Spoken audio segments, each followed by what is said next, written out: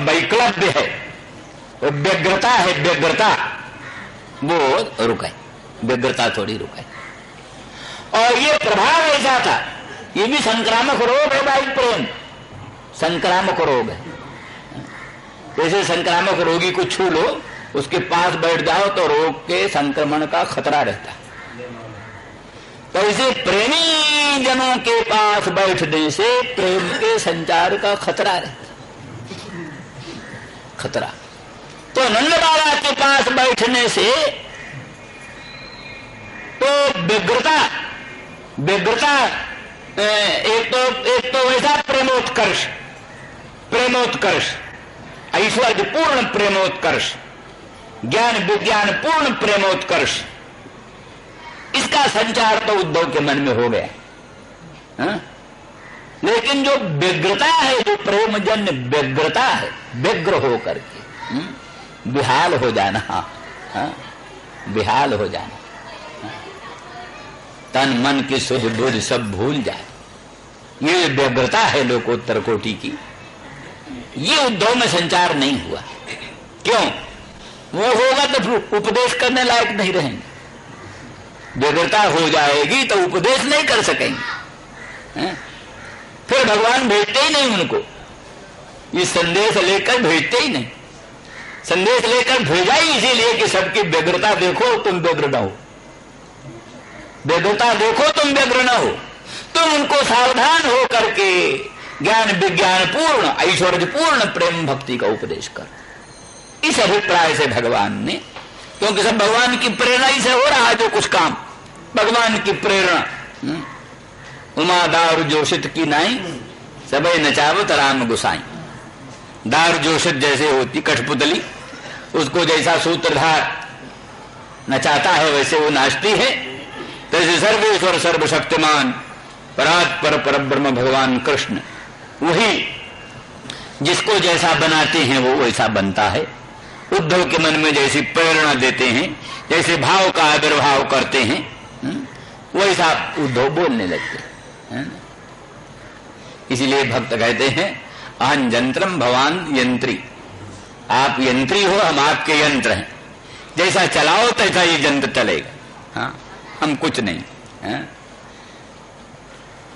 हमारे मन से, बुद्धि से, हमारी वाणी से क्या क्या निकलना चाहिए, जैसी आप चाहो, जैसी प्रेरणा करो वही निकलेगा, हमारे बस की कुछ बात नहीं। ये भक्तों की भावना होती। ईश्वर सर्वभूतानां हृदय सर्वजन तिष्ठति ब्राह्मण सर्वभूतानि यंत्रारूढ़ानि माया।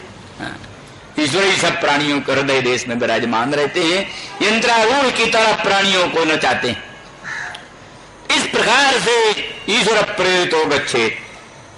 तो इन सब दृष्टियों से भगवान ने उद्धव को वो क्या नाम व्यग्रता पूर्ण अनुराग का प्रकाश न करके ज्ञान विज्ञान पूर्ण जो प्रकाश है, प्रेम प्रकाश, वही प्रदान किया। इसीलिए सावधान से जब वो देखते हैं कि नंद जी में व्यग्रता बहुत आ रही है, प्रेमोत्कर्ष से अभी मूर्छित हो जाएंगे थोड़े क्षण में, चट उसी समय जो है सो ऐश्वर्य की बात उठा करके कृष्ण की लोकोत्तर महिमा आप बोले रे तो ही विश्व बीज जोनी।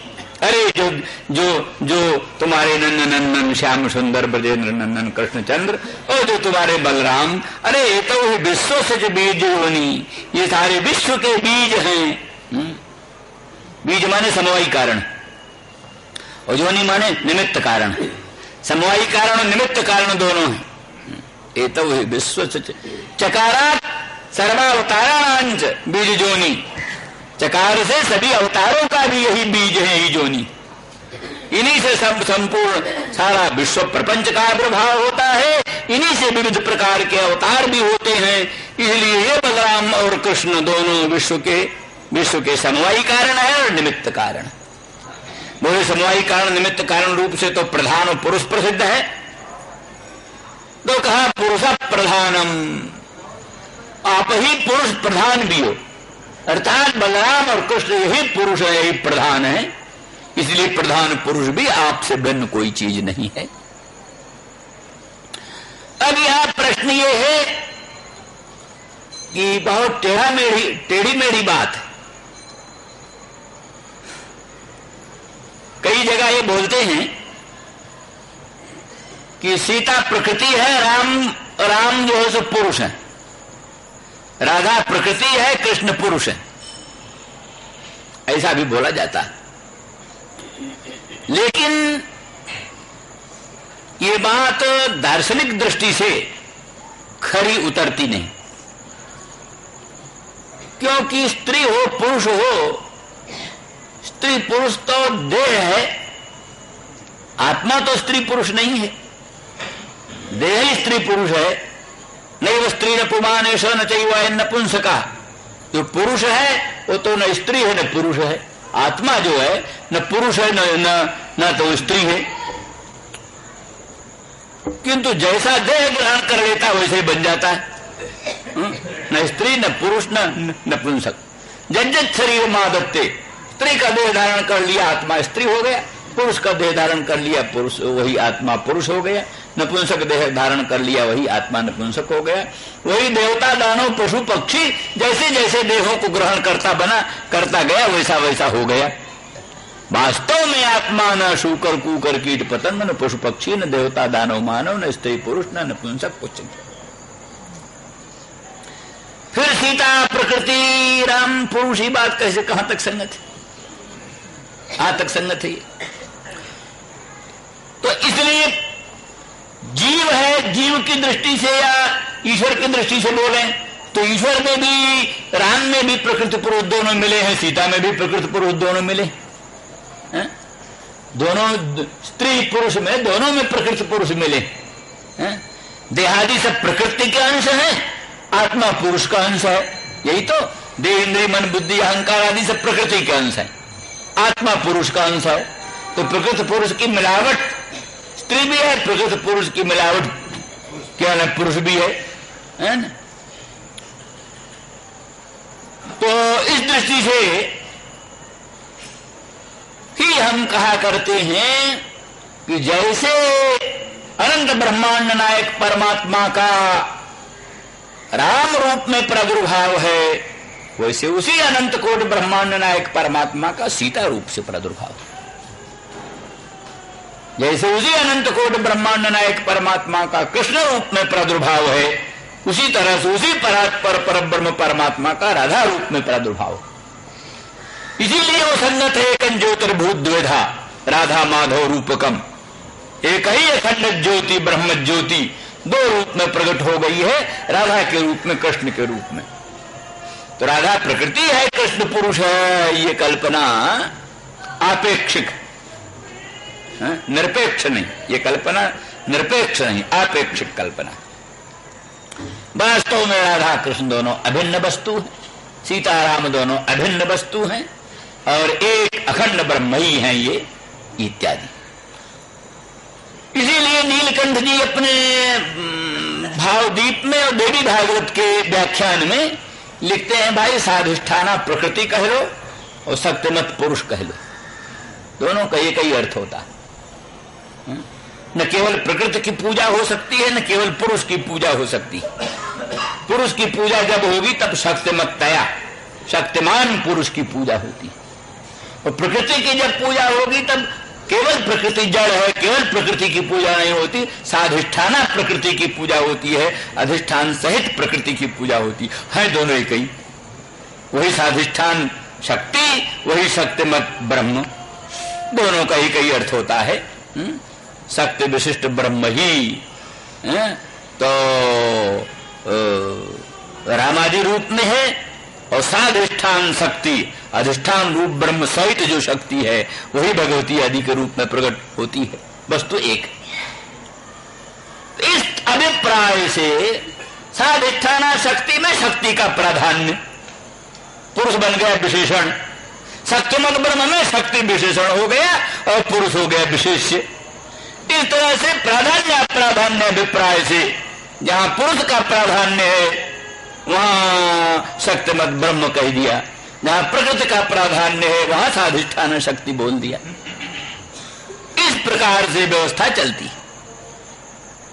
इसी अभिप्राय से राधा को शक्ति, कृष्ण को पुरुष, सीता को शक्ति, कृष्ण को राम को पुरुष इत्यादि उक्तियां चलती। सापेक्ष उक्तियां, निरपेक्ष उक्तियां नहीं। तो वो शक्ति जो है, वो कहते हैं व्यवहार में दो ही से काम चलता है, एक से काम चलता ही नहीं। दो चक्र के बिना रथ नहीं चलेगा, एक चक्र से रथ कभी नहीं चलेगा। ऐसे स्त्री पुरुष का जोड़ा संसार चलाएगा। न स्त्री संसार चला सकती है, न पुरुष संसार चला सकता है। स्त्री पुरुष का जोड़ा, दो चक्र में रहे तो रथ चले। आप दुनिया में देखो, गर्म तार और ठंडा तार, दोनों तार मिले तब प्रकाश हो। खाली ठंडा तार फिट फिट करते रहो, कुछ नहीं होगा। खाली गर्म तार, कुछ काम नहीं बनेगा। ठंडा तार गर्म तार दोनों मिले तब काम चले। इसी प्रकार से ऋण धन दो चीज है, दोनों का योग हो तब कोई व्यवस्था चलती है। खाली ऋण से नहीं काम चलेगा, खाली धन से काम नहीं चलेगा। इसी प्रकार से शक्ति, शिव शक्ति, केवल शक्ति से काम नहीं चलेगा, केवल शिव से काम नहीं चलेगा। शक्ति बिना शिव शव माने मुर्दा से क्या काम चलता है? शक्तिहीन शिव शव और शिवहीन शक्ति जड़ प्राय अकिंचित कर। इसलिए ऐसे ठंडा तार गर्म तार दोनों मिले तब काम चले, ऐसे शिव शक्ति दोनों मिले तब काम चले। प्रकृत पुरुष दोनों मिले तो काम चले, स्त्री पुरुष दोनों मिले तो काम चले। सृष्टि की व्यवस्था में स्त्री भी चाहिए, पुरुष भी चाहिए। फिर वहां स्त्री पुरुष को स्वभाव में भेद आ गया। स्त्री को स्वभाव दूसरा, पुरुष को स्वभाव दूसरा। स्त्री में कोमलता की प्रधानता होगी, पुरुष में कठोरता की प्रधानता होगी। स्त्री में धारण करने की शक्ति होगी, पुरुष में दातृत्व शक्ति होगी। इस प्रकार से दोनों के पृथक पृथक स्वभाव, पृथक पृथक लक्षण, यहां तक कि बाह्य रूप भी, पुरुष का भीषण रूप, दाढ़ियों मूछों का उपद्रव खड़ा हुआ और एक बौंडर लिए हुए, बोली भी बोलेगा भौं भौं लम्बा चौड़ा, और स्त्री का संगीत होने लगेगा तो फिर क्या कहना है, बड़े प्रेम से सुनो। आजकल कहीं रेडियो में दोनों का साथ बुलाते हैं तो ऐसा बेडौल लगता है, कहीं कहीं तो साथ संगीत होते हैं, सत्संगीत रेडियो पर, तो कई जगह मिल जाते हैं, कई जगह तो बहुत बेडौल होता है। तो इस प्रकार से ये स्वभाव में पार्थक्य है, लेकिन स्वभाव में पार्थक्य होने पर भी उनके मिलने से ही सांगता आती है।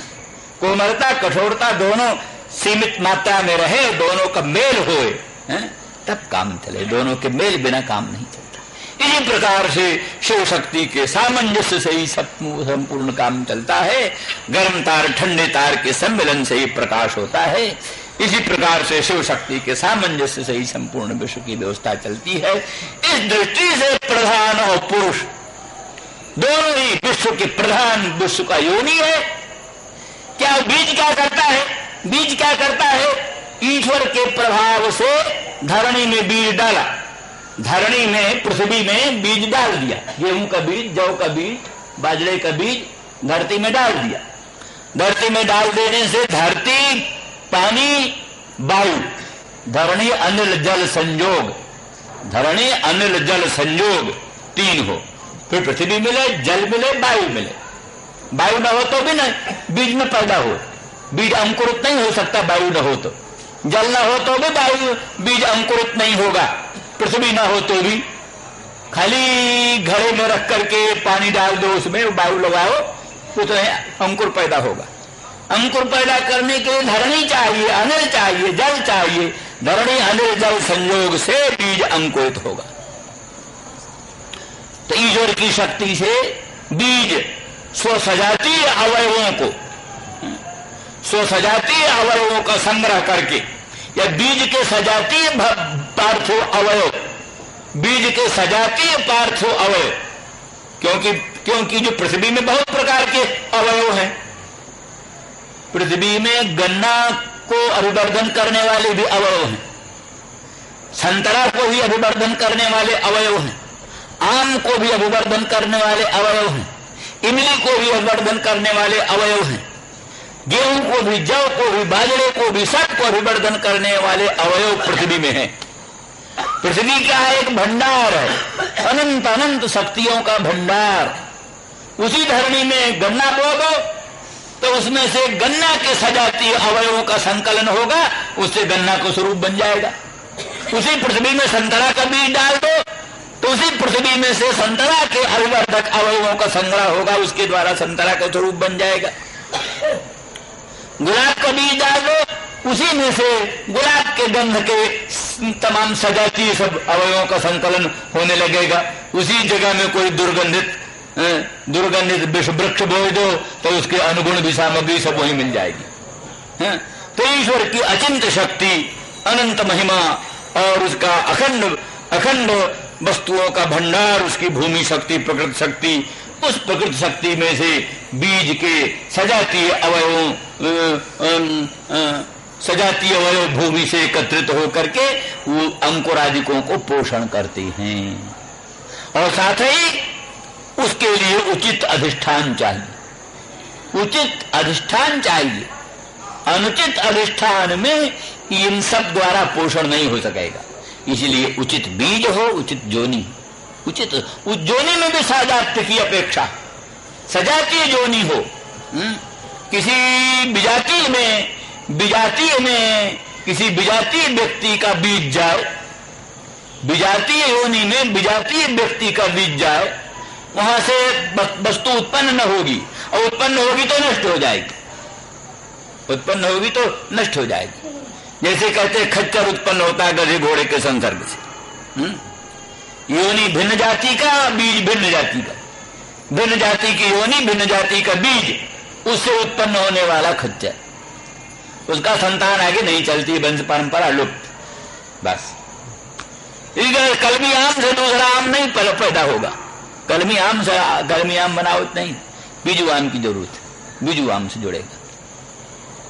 इस प्रकार से उसमें भी सजातीय की अपेक्षा, इसलिए सजा बीज के सजातीय अवयव एकत्रित होकर के बीज का पोषण करते हैं। इसी प्रकार से सजातीय योनि के संसर्ग से और वो रूप धारण करता है। तो इस तरह से ये विश्वस्य एतौ ही विश्वस्य बीज जोनी, ये दोनों बलराम और कृष्ण विश्व के बीज और जोनी है, अर्थात एक समवायी कारण है और एक निमित्त कारण है। फिर इसके भेद कल बताएंगे। श्री राम जय राम, जय जय राम।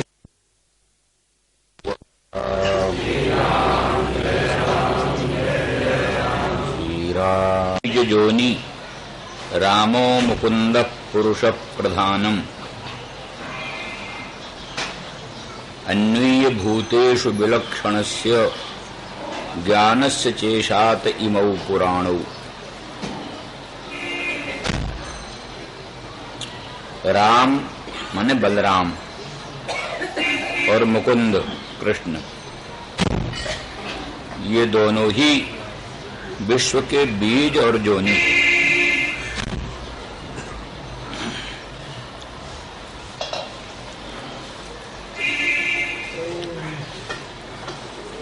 अर्थात समवायी कारण और निमित्त कारण,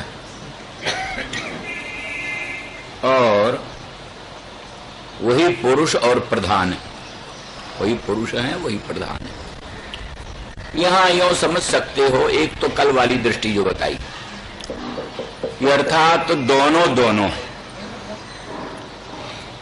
जैसे स्त्री पुरुष दोनों में ही पुरुषांश और प्रधानांश होता है, पुरुषांश प्रधानांश दोनों होता है। देह इंद्रिय मन बुद्धि अहंकार आदि तो सब प्रधानांश है, और आत्मा जो है वो स्वयं पुरुषांश है, सब में, स्त्री में पुरुष में सब में।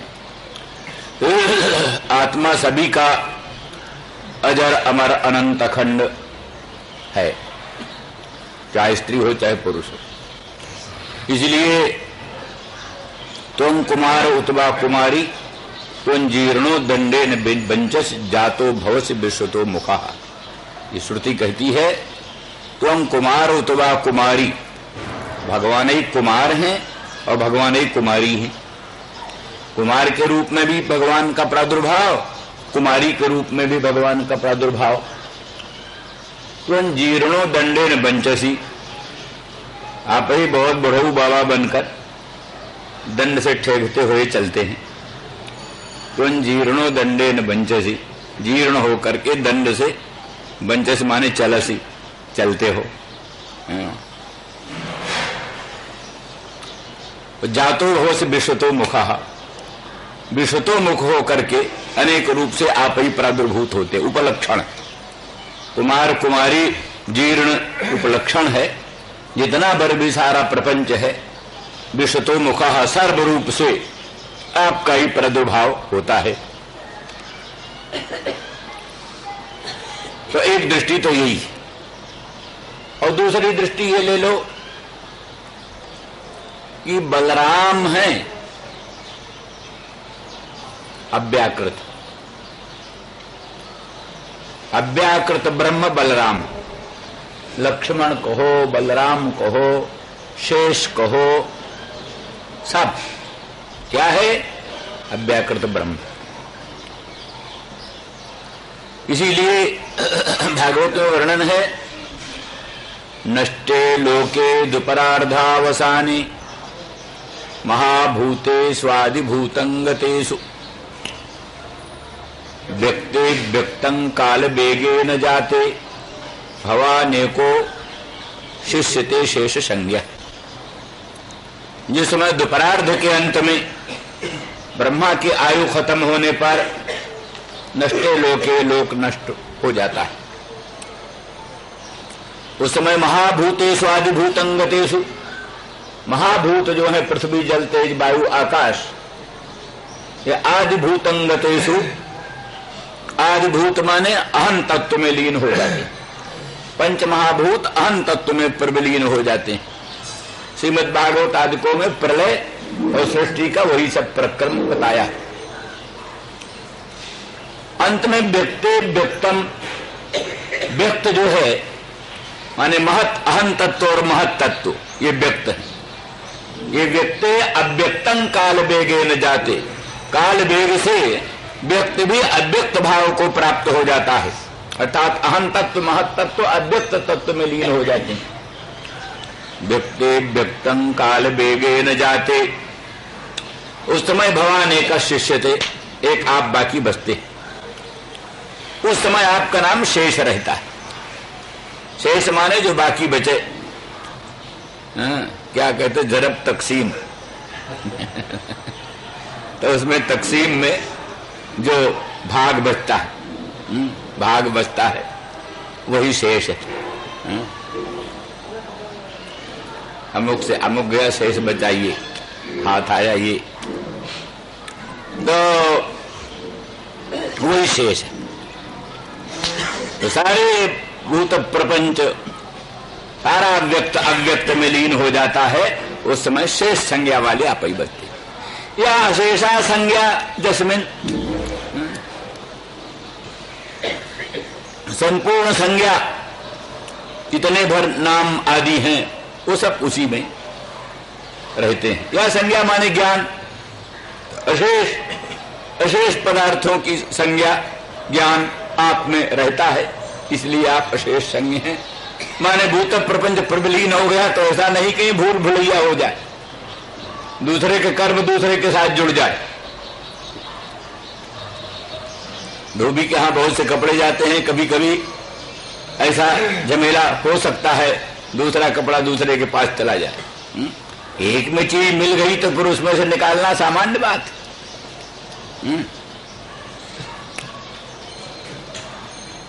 पानी और दूध मिल जाता है, कौन उसको पृथक पृथक कर सकता है? अंश। दूसरे किसी की सामर्थ्य नहीं पानी और दूध को अलग अलग कर दे। और उससे भी कठिन, समुद्र में गंगा मिल गई, जमुना मिल गई, सरस्वती मिल गई।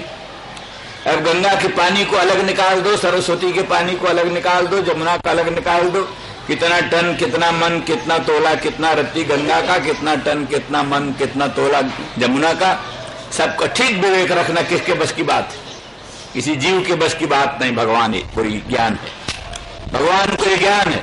इस समुद्र में कितने कितने परमाणु गंगा के हैं, कितने कितने परमाणु यमुना के हैं, कितने कितने परमाणु सरस्वती के हैं, उनको सब ज्ञान है, उनको सब ज्ञान है। और चाहे तो सबको पृथक भी कर दे, चाहे तो सबको पृथक कर दे, समझो। बल्कि उन्हीं की अघटित घटना पटी ऐसी मंगलमयी लीला शक्ति से बादल जो पानी निकालता है, तो वो बादल वही पानी बरसा है जो जहां का है। इसलिए गंगा का पानी वहीं पड़ेगा जहां से फिर लौट कर गंगा में जाए।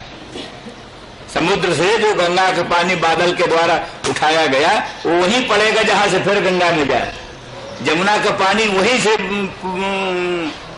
वहीं पड़ेगा जहां से फिर जमुना में जाए, क्योंकि साधारण जल तो नहीं है, वो तो सब असाधारण चीज है, ब्रह्मद्रव है। तो कोई नई नई चीज, नया नया कोई थोड़ा ब्रह्म बनता रहता है, नया नया तो ब्रह्म नहीं बनता रहता, वो तो जो उसकी सुस्थिर वस्तु है वही बनती है। इसलिए वो विशिष्ट बातें हैं। तो ये सारा, ये संपूर्ण सामर्थ्य किसी जीव में नहीं है, किसी अल्पज्ञ में नहीं हो सकता। फिर उससे भी कठिन है कि अनंत ब्रह्मांडाधिष्ठान परमात्मा में सब जीव लीन हो गए, सब उनके अंतःकरण भी लीन हो गए, लिंग शरीर लीन हो गया, उनके जितने कर्म है सब लीन हो गए। अर्थात अगर सबका जीव पृथक पृथक रहे, लिंग शरीर पृथक पृथक रहे, उनके कर्म पृथक पृथक रहे, तो कहाँ प्रलय हुई? प्रलय का मतलब अविभागापत्ति, अविभागापत्ति का नाम प्रलय। जितना विभाग है, मैंने विभाग का ही नाम उत्पत्ति है। तत्व पदार्थों का विभाग हो जाए यही उत्पत्ति है, और अविभागापत्ति प्रलय है। तो अविभागापत्ति का अर्थ है कि संपूर्ण जीव, संपूर्ण उसके लिंग शरीर और संपूर्ण उसके कर्म सब के सब ब्रह्म के साथ अविभक्त हो गए। तो ब्रह्म के साथ अविभक्त हो गए, तब किसकी सामर्थ्य है कि उस अविभक्त हुए को ज्यों को त्यों निकाल देना, उसमें कोई भूल भुलैया न हो, दूसरे प्राणी का सुमेध दूसरे के साथ जुड़ जाए, दूसरे प्राणी की ब्रह्महत्या दूसरे के साथ जुड़ जाए, तो बहुत बेढंगा उपद्रव खड़ा हो जाए। इसलिए अशेषाणाम प्राणिनाम कर्मणाम तेषाम तेषाम वस्तूनाम संज्ञा ज्ञानम जिसमिन अवशिष्यते, वो अशेष संज्ञा। इसलिए संपूर्ण प्राणियों का, संपूर्ण लिंग शरीरों का, संपूर्ण कर्मों का पूर्ण संज्ञा, पूर्ण ज्ञान रहता है जिसमें।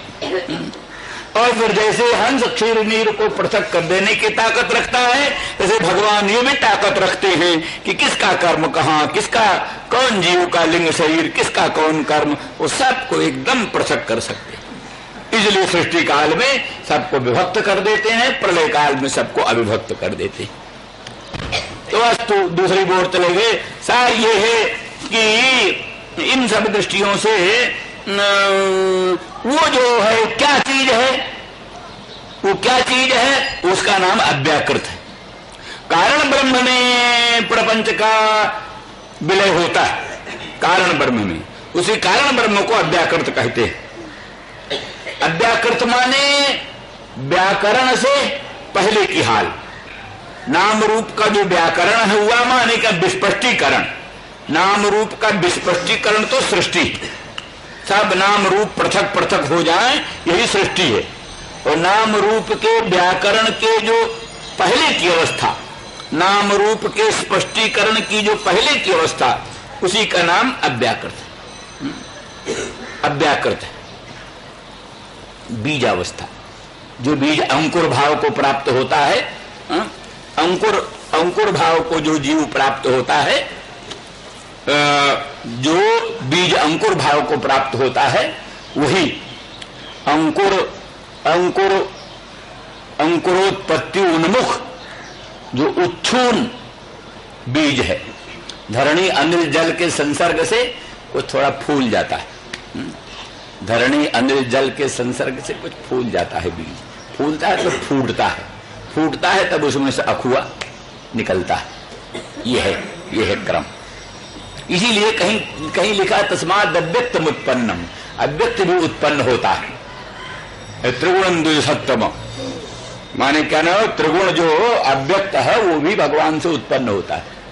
उत्पन्न कैसे होता है? अज है वो तो। उत्पन्न होने का अर्थ क्या है? उत्पन्न होने का अर्थ है माने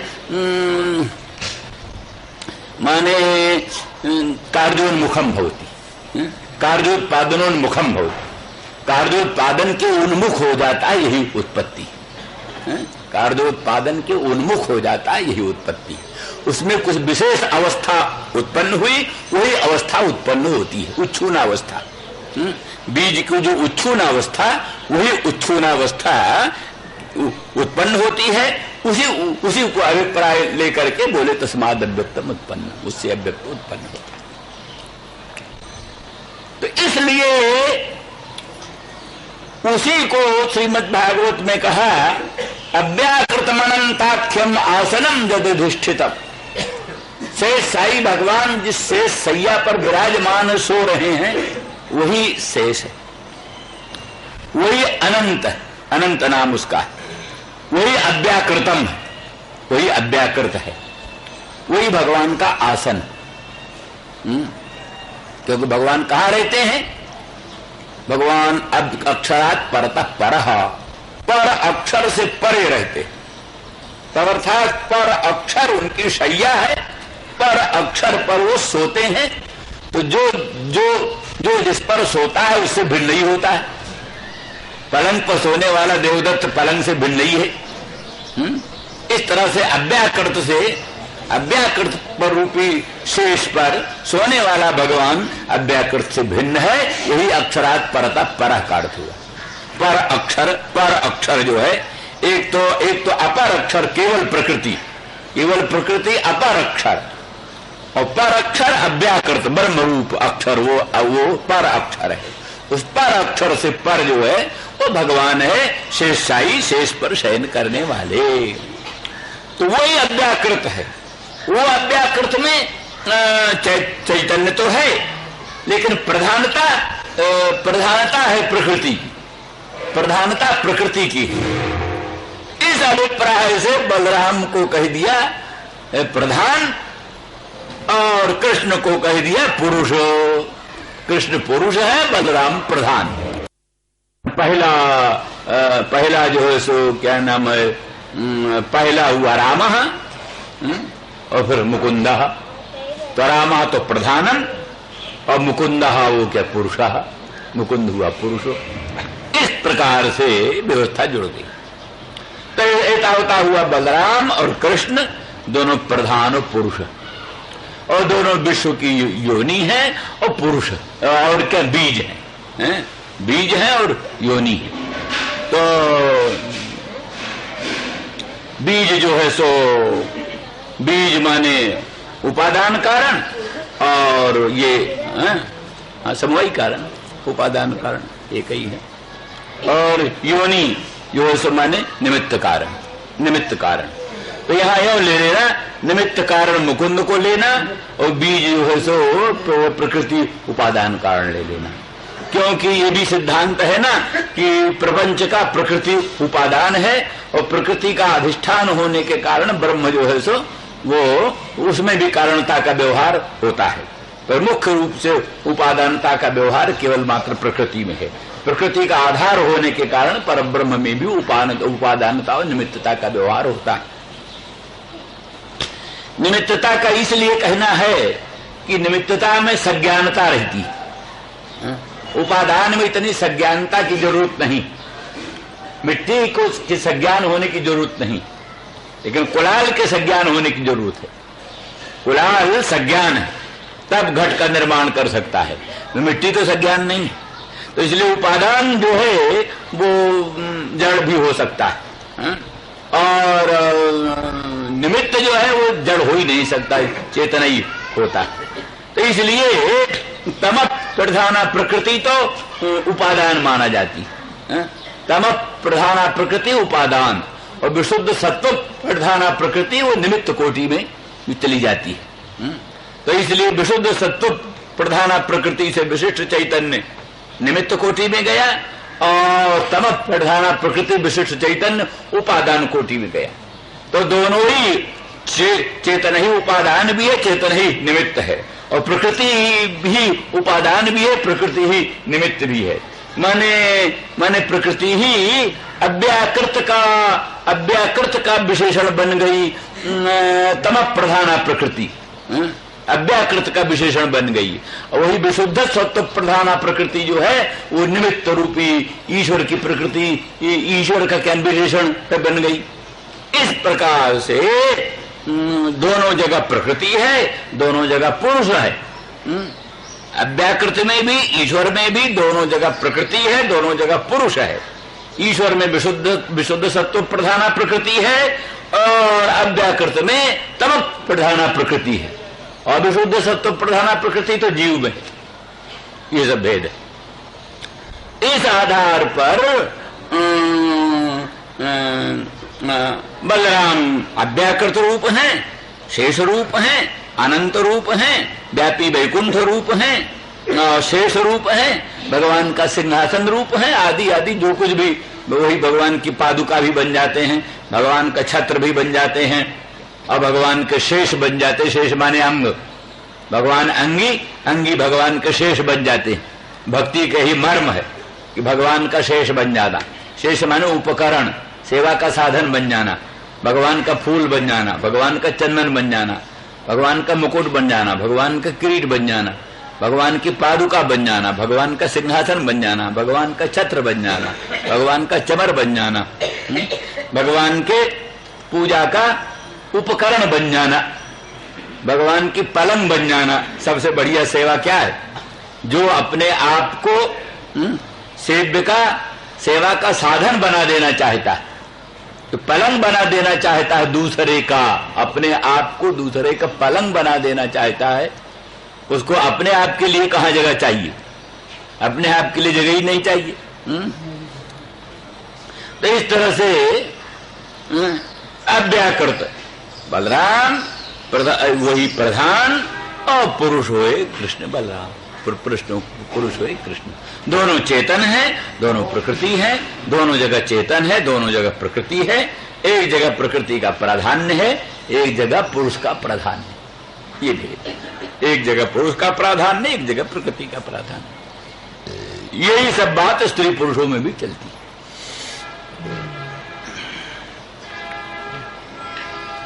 अब यहां इतना और भेद मानना, कहते हैं अभ्युदय जो है, अभ्युदय लौकिक उन्नति का नाम अभ्युदय। सम्राट हो जाना, स्वराट विराट हो जाना, चक्रवर्ती नरेंद्र हो जाना, अनंत धन धान्य संपन्न हो जाना,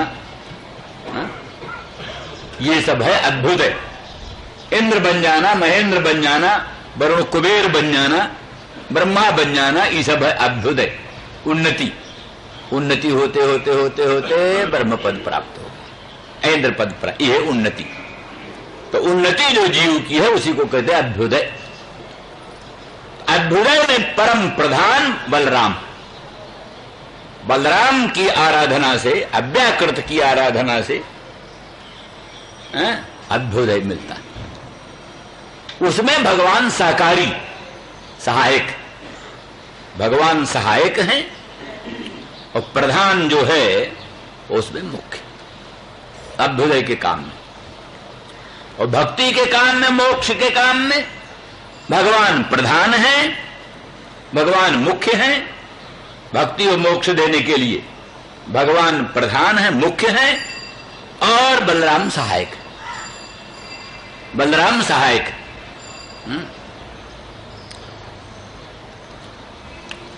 इसलिए और दोनों की आवश्यकता संसार में होती है। बिना अभ्युदय के काम नहीं चलता, बिना निःश्रेष के काम नहीं चलता। इसलिए अभ्युदय और निःश्रेष दोनों, अभ्युदय निःश्रेष दोनों, दोनों की प्राप्ति के, दोनों की प्राप्ति के ये दोनों साधन हैं। उद्धव जी वर्णन कर रहे हैं नंद बाबा से, ज्ञानोपदेश कर रहे हैं ना। इसे थोड़ा वो लोकोत्तर अनुराग को संकुचित हो जाए, जरा धैर्य हो जाए, वो जो व्यग्रता है, व्यग्रता वो कम हो जाए, व्यग्रता कम हो जाए। ज्ञान के प्रभाव से ऐश्वर्य का वर्णन सुनकर व्यग्रता कम हो जाती है। जिस समय भगवान राम की वन यात्रा का वर्णन हो रहा हो, या भगवान कृष्ण जो है सो मथुरा जा रहे हों और गोपियां विलाप कर रही हों और ग्वाल बाल सब व्याकुल हो रहे हों, तो उसका प्रभाव वक्ता श्रोता पर भी पड़ता है। वक्ता श्रोता के मन में भी करुणा आ जाती है, करुणा की बात आ जाती है। उसी बीच में यदि समझ लो, अरे भाई राम तो अनंत ब्रह्मांड नायक परमात्मा है, सर्वज्ञ सर्वशक्तिमान है, सब जगह है, उनका कहीं वियोग होता है, उनको कोई संताप होता है, ये भाव मन में आता है तो रोना धोना कम हो जाता है, वो रोना धोना कम हो जाता है। ऐश्वर्य का प्रबोध होते ही वो जो करुण रस का प्राधान्य है वो कम हो जाता है। इसी दृष्टि से ये बोल रहे, एतौ हि विश्वस्य च विश्वयोनि रामो मुकुंद पुरुष प्रधानम अन्वय भूतेषु विलक्षणस्य, वो भूतों में अन्वित होते हैं अंतर्जामी रूप से, अंतर्जामी रूप से सब भूतों में प्रविष्ट हैं, जितना चराचर प्रपंच है अंतर्जामी रूप से राम कृष्ण दोनों सब भूतों में व्याप्त है। तो भी विलक्षणस्य ज्ञानस्य च इमौ पुराणौ ईशाते ईशाते,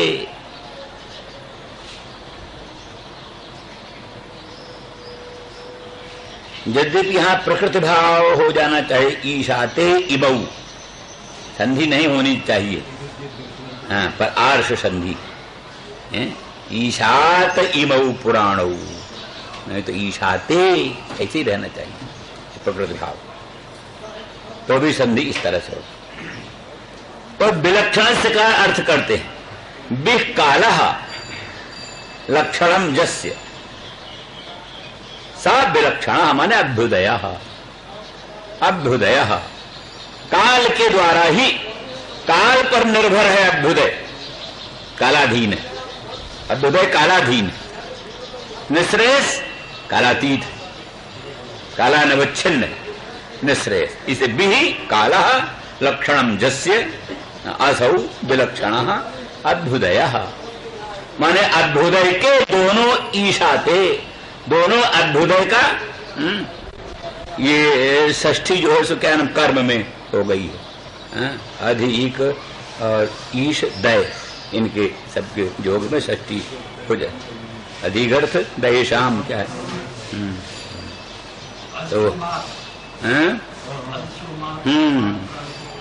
तो इस तरह से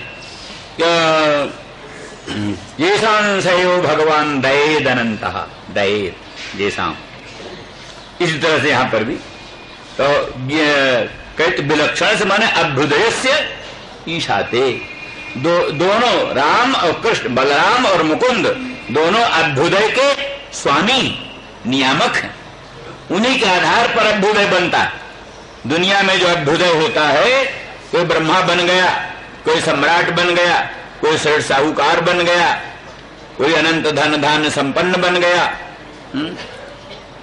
कि भगवान की कृपा, भगवान की कृपा से, भगवान के ही नियंत्रण में अभ्युदय होता है।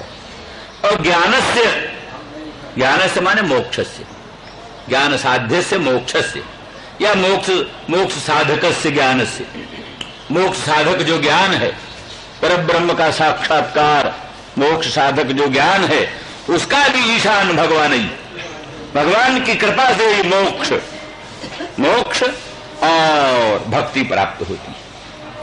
उपलक्षण है ज्ञान भक्ति, ज्ञान और भक्ति दोनों भगवान की कृपा से होती है। इसमें भगवान की कृपा प्रधान, भगवान की कृपा से गोस्वामी जी कहते हैं, यह सब साधन ते नहीं होई, तुम्हारी कृपा पाव को कोई। ये गुण साधन ते नहीं हो, ये सब गुण साधन से नहीं होते, आपकी कृपा से कोई कोई में वो गुण आते हैं। है जन्मांतरी कुछ हेतु है, नहीं तो काहे कृपा हो भगवान की, कृपा हमें अहितु की कृपा भगवान की है, भी ठीक है, अहितु की है, लेकिन फिर वही कहना पड़ेगा ना कि फिर किस पर कृपा हो किस पर कृपा न हो, वैषम्य निर्घृण दोष आएगा। इसलिए फिर अंत में वही है कि मई ते तेषु चाप्यहम्, जे भजन्त तु माम भक्त्या मई ते तेषु चाप्यहम्। जो भक्ति से प्रेम से मुझको भजते हैं उनको मैं भी प्रेम से भक्ति से भजता हूं। तो अर्थात कुछ जीव की तरफ से, कुछ भगवत कृपा से ही, जन्मांतरी कृपा से ही कुछ भगवान की ओर आभिमुख्य हो, तो भगवान की ओर आभिमुख्य हो तो फिर भगवान उसको कृपा करके जल्दी स्वीकार कर लेते हैं, खूब मदद कर देते हैं, खूब उसको माला माल बना देते हैं और भक्ति ज्ञान का भंडार भर देते हैं, सब कुछ हो जाता है। तो इसलिए ज्ञान मोक्ष का साधक जो ज्ञान है उसके भी ईशान भगवान है, और चकारात भक्ति के भी ईशान भगवान है, और अभ्युदय के भी ईशान भगवान है। अर्थात मोक्ष और भक्ति ये सब भगवान के अनुग्रह से प्राप्त होता है, और अभ्युदय भी भगवान के अनुग्रह से प्राप्त होता है। अभ्युदय में प्रधान की प्रधानता होती है, माने बलराम का विशेष आशीर्वाद बलराम का अभ्युदय में होता है। भगवान साकारी होते हैं, किंतु मोक्ष आदिकों में तो भगवान ही स्वतंत्र होते हैं। वो साकारी भी और मूल भी दोनों भगवान होते हैं, वो भी दोनों मिले हुए हैं। इसलिए ईशाते दोनों ही करता है इसके, इसलिए बलराम और मुकुंद दोनों ही ईशान है। तो अर्थात उसमें भी कुछ न कुछ मान लिया, देह की अपेक्षा, इंद्रियों की अपेक्षा, मन की अपेक्षा, इनके स्वस्थ रहने की अपेक्षा तो है ही सबको।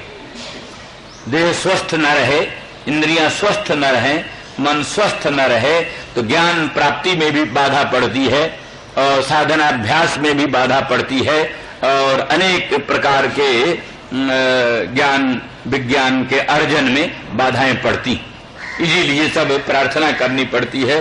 सहनावतु सहनौ भुनक्तु सह वीर्यं करवावहै, या भद्रं कर्णेभिः शृणुयाम देवा भद्रं पश्येमाक्षभिर्यजत्राः। भगवान से उपनिषद पढ़ने वाला विद्यार्थी और अध्यापक दोनों ही बैठकर प्रार्थना करते हैं, हे भगवान हमारे कान, हमारे श्रोत्र, हमारा इंद्रियां, हमारे नेत्रादि सब के सब सावधान हों और वो उचित रूप से वेदांत का श्रवण कर सकें, ग्रहण कर सकें, धारण कर सकें, उसका समुचित फल प्राप्त कर सकें, इसके लिए भगवान से प्रार्थना करते हैं। तो इसलिए फिर प्रार्थना करते हैं तो माने सापेक्ष है।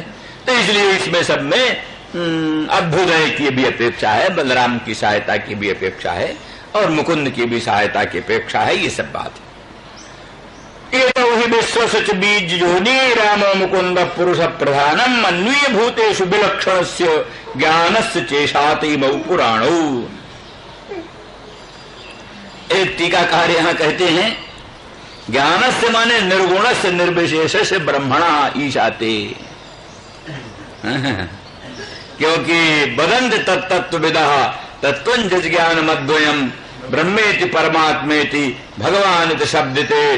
तो कहते हैं ज्ञान जो है वही परब्रह्म है, ज्ञान परब्रह्म, ज्ञानम ब्रह्म, सत्यं ज्ञानम अनंतम ब्रह्म। यहाँ पर भी ज्ञान को परब्रह्म कहा है, ज्ञानम ब्रह्म। तो ज्ञानम ब्रह्म कैसा ज्ञानम? अद्वयं ज्ञानम, अद्वयं ज्ञानम यहाँ ले लो। वो ज्ञान जो अद्वय ज्ञान, सजाति विजाति सुगत भेद रहित ज्ञान, वो ज्ञान माने ब्रह्म। ब्रह्म का भी ईशान ये दोनों करते, मुकुंद और कृष्ण ये दोनों ब्रह्म का भी, ब्रह्म पर भी शासन करते हैं, ब्रह्म का भी ईशन नियंत्रण करते हैं। कैसे जाना? ब्रह्मणो हि प्रतिष्ठाहम् अमृतस्याद्वयस्य च शाश्वतस्य च धर्मस्य सुखस्यैकान्तिकस्य च। गीता में कहते हैं भगवान कृष्ण, मैं ब्रह्म की भी प्रतिष्ठा हूं, आधार हूं, ब्रह्म भी मेरे ही में अध्यस्त है। ब्रह्मणो हि प्रतिष्ठाहम्, कौन ब्रह्म? शाश्वत ब्रह्म, अव्यय ब्रह्म, अव्यय ब्रह्म, शाश्वत ब्रह्म, उसकी भी प्रतिष्ठा कृष्ण है। ऐसे धूप की घाम की प्रतिष्ठा सूर्य है। जो आतप फैला हुआ है संसार में, प्रकाश, आतप, घाम, उसका आधार क्या है? सूर्य। सूर्य से ही सब आतप, प्रकाश, रश्मि पुंज बाहर निकलता है। ऐसे ब्रह्म रूपी प्रकाश का आश्रय सूर्य रूपी मैं कृष्ण, वो सूर्य रूपी कृष्ण से अनंत अनंत प्रकाश रूपी ब्रह्म प्रादुर्भूत होता है। और ब्रजवासी लोग कहते हैं राधा रानी के नूपुर का जो प्रकाश है वही ब्रह्म। राधा रानी के नूपुर का जो प्रकाश है वही ब्रह्म। और राधा रानी के नूपुर की जो झंकृति है वही शब्द ब्रह्म है। नूपुर की झंकृति वो सब शब्द ब्रह्म है और उसका जो प्रकाश है वही ब्रह्म। इस प्रकार से जो भावुक लोग हैं इस प्रकार से अपने इष्ट देवता की का सर्वोत्कर्ष वर्णन करना ही चाहिए। इसलिए हमको इससे प्रसन्नता होती है, कोई ये नहीं होता कि खराब। ठीक है, दार्शनिक लोग औपनिषद लोग अपने ढंग से विचार करते रहें, ये भी एक विचारधारा है, सुनना चाहिए। तो इस तरह से ये सब है। इसलिए ज्ञान से माने ब्रह्मणा, ब्रह्मण उनका भी ईशाते इत्यादि इत्यादि। वेत्सनुगृहीतम माम परब्रह्मेत शब्दितम सम प्रश्नैर्विवृतम हृदि। वो मत्स्यावतार के समय का वर्णन है, जिसमें कहा कि मेरे अनुग्रह से सम प्रश्नों से विवृत जो क्या नाम ब्रह्म है उसको भी तुम जानोगे। तो ये सब बात है, किंतु सिद्धांत की दृष्टि से ऐसा अर्थ नहीं है। एक देशी अर्थ ऐसा है, वस्तुतस्तु ज्ञान से का अर्थ वही है, मोक्ष साधक ज्ञान और भक्ति और विलक्षण का अर्थ अभ्युदय। इन सब का ईशान स्वामी नियंत्रण करने वाले बलराम और कृष्ण हैं, यही अर्थ है। क्योंकि शास्त्रों में, उपनिषदों में और विशेष करके श्रीमद् भागवत में कृष्ण को ब्रह्म ही कहा। ब्रह्म कृष्ण एक ही। जन्मित्रम परमानंदम पूर्णम ब्रह्म सनातन। अहो भाग्यम नंद गोप ब्रजौ कसाम जन्मित्रम परमानंदम पूर्णम ब्रह्म सनातनम। तो नंद ब्रज के निवासियों का धन्य भाग्य है, क्योंकि उनका मित्र जो है वो पूर्णम परम ब्रह्म कृष्ण है। तो कृष्ण जो है वो पूर्ण परम ब्रह्म ही है। इसलिए ब्रह्म में और कृष्ण में भेद मानना और ब्रह्म को कृष्ण का प्रकाश मानना और उनको सूर्य स्थानीय मानना, ये सब सिद्धांत नहीं।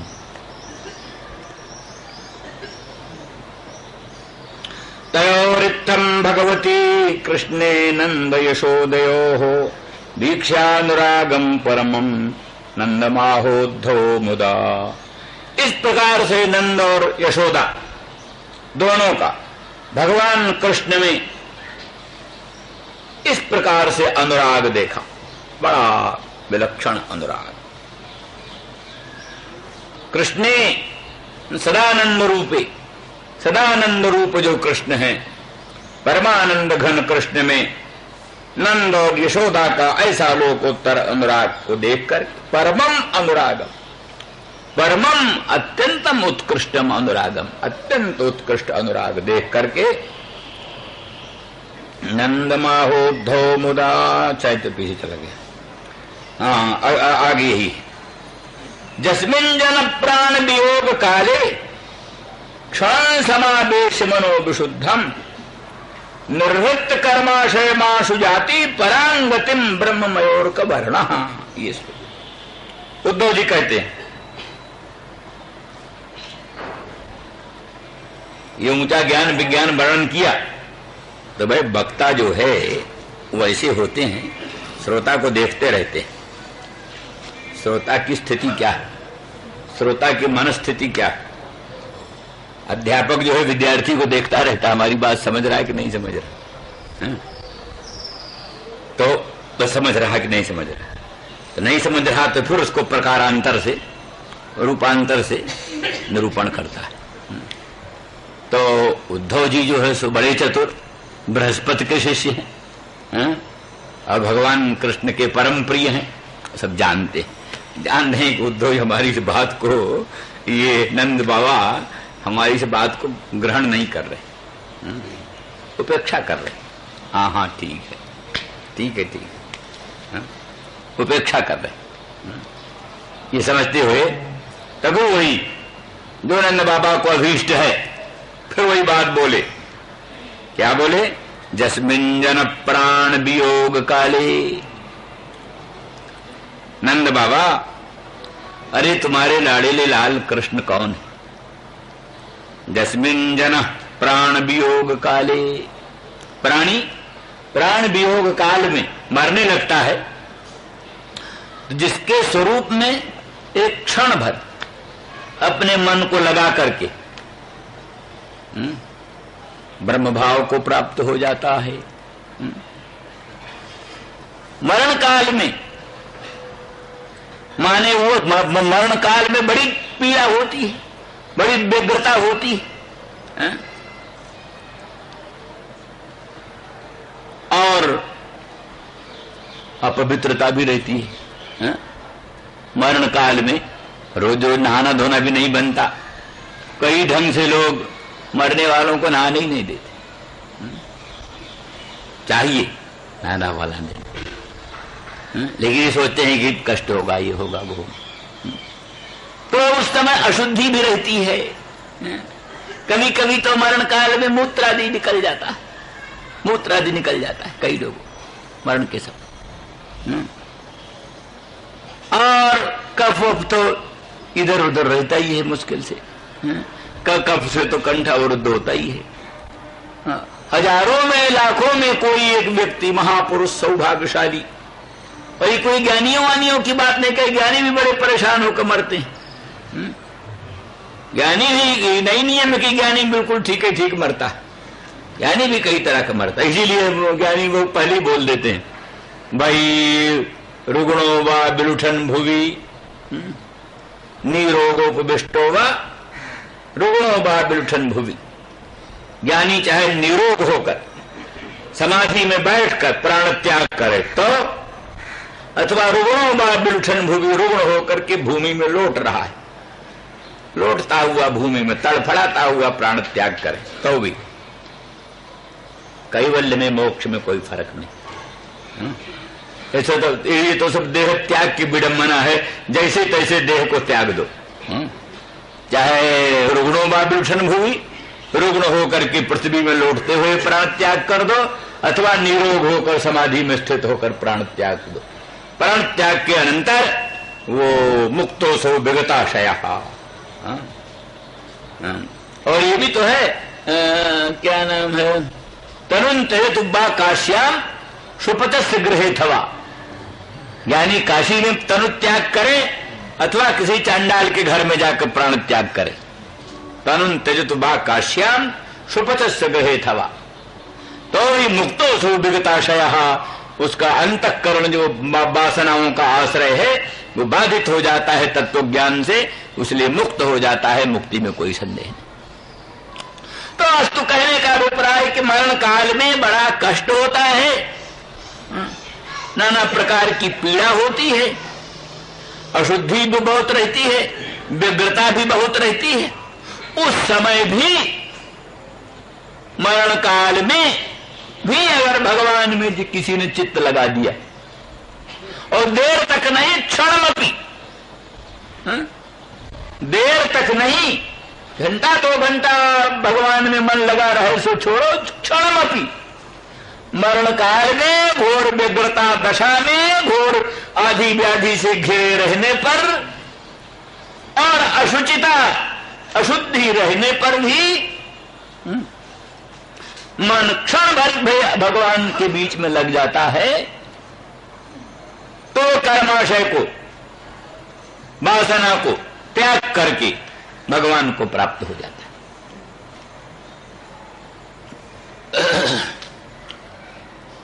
तो कहते बिरी कौन सी बात है, कौन सी नई बात आप कह रहे हो? ये तो वेद ही कहता है, यथा जगा जगा सर्वे प्रमुच्यन्ते कामा जे स्थिता अथ मर्त्यो मृतो भवति अत्र ब्रह्म समश्नुते। बृहदारण्यक की श्रुति है जो कहती है यदा सर्वे प्रमुच्यन्ते कामा, जिस समय प्राणी के हृदय से काम सब विनष्ट हो जाते हैं, कामनाएं विनष्ट हो जाती हैं।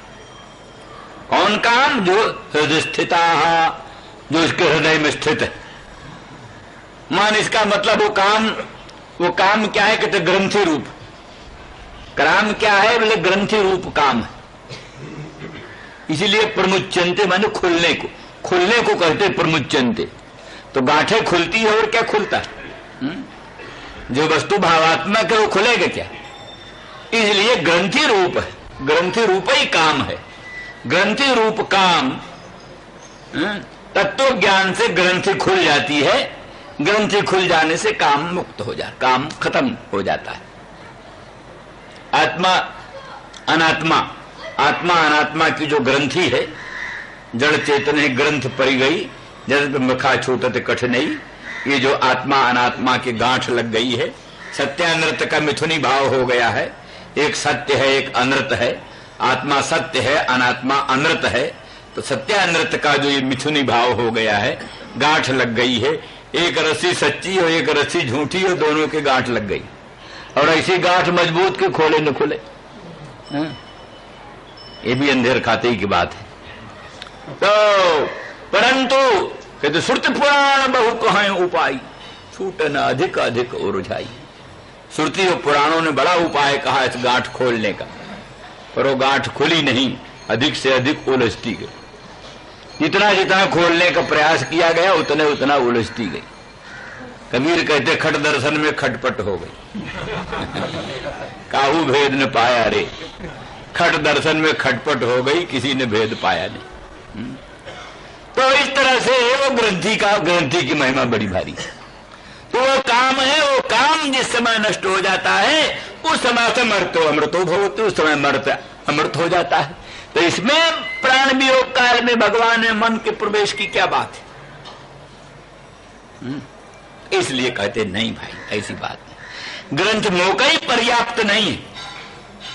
ग्रंथ मोक के बाद चित्त का भगवत सन्निवेश होना चाहिए। ग्रंथि छूटे तो चित्त भगवत प्रतिष्ठ हो। चित्त जब तक भगवत प्रतिष्ठ नहीं होता, आत्मा अनात्मा का विवेक हो, अनात्मा का बाद हो, अनात्मवाद के अनंतर आत्मा में मन प्रतिष्ठित। इसलिए ग्रंथि भी खुले, आत्मा अनात्मा का अन्योन्याध्यास भी मिटे, काम भी मिटे, और काम के बाद निष्काम मन भगवत स्वरूप में सन्निविष्ट हो। निष्काम मन भगवान के स्वरूप में प्रविष्ट हो। तो इस तरह से अब यहां कहते हैं और भी बड़ी विशेषता बताते, जना जस्मिन जना, कहने का मतलब अधिकारी उसका जन सामान्य है। ये नहीं कि ब्राह्मण ही अधिकारी, ब्राह्मण ही अधिकारी है, प्रश्न नहीं है। जना जन सामान्य, कोई भी, सुपच भी,